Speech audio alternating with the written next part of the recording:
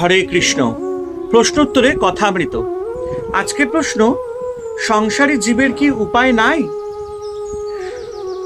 এই প্রশ্নের উত্তরে ঠাকুর শ্রী রামকৃষ্ণ পরমহংসদেব বলেছেন, অবশ্য উপায় আছে। মাঝে মাঝে সাধুসঙ্গ আর মাঝে মাঝে নির্জনে থেকে ঈশ্বর চিন্তা করতে হয়, আর বিচার করতে হয়, তার কাছে প্রার্থনা করতে হয়, আমাকে ভক্তি বিশ্বাস দাও। বিশ্বাস হয়ে গেলেই হলো, বিশ্বাসের চেয়ে আর জিনিস নাই। কেদারের প্রতি ঠাকুর বলছেন, বিশ্বাসের কত জোর তা তো শুনেছ। পুরাণে আছে, রামচন্দ্র যিনি সাক্ষাৎ পূর্ণ ব্রহ্ম নারায়ণ, তার লঙ্কায় যেতে সেতু বাঁধতে হলো, কিন্তু হনুমান রাম নামে বিশ্বাস করে লাফ দিয়ে সমুদ্রের পাড়ে গিয়ে পড়ল, তার সেতুর দরকার হয় নাই। সকলে হাসছে কথাটি শুনে।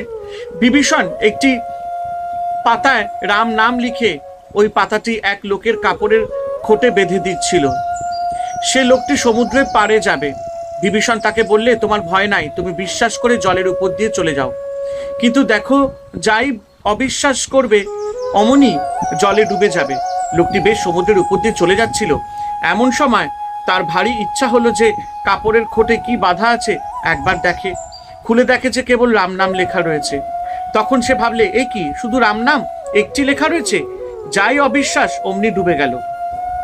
যার ঈশ্বরে বিশ্বাস আছে, সে যদি মহাপাতক করে, গো ব্রাহ্মণ স্ত্রী হত্যা করে, তবুও ভগবানে এই বিশ্বাসের বলে ভারী ভারী পাপ থেকে উদ্ধার হতে পারে।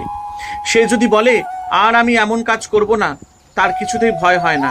এই বলিয়া ঠাকুর গান ধরিলেন, আমি দুর্গা দুর্গা বলে মা যদি মরি।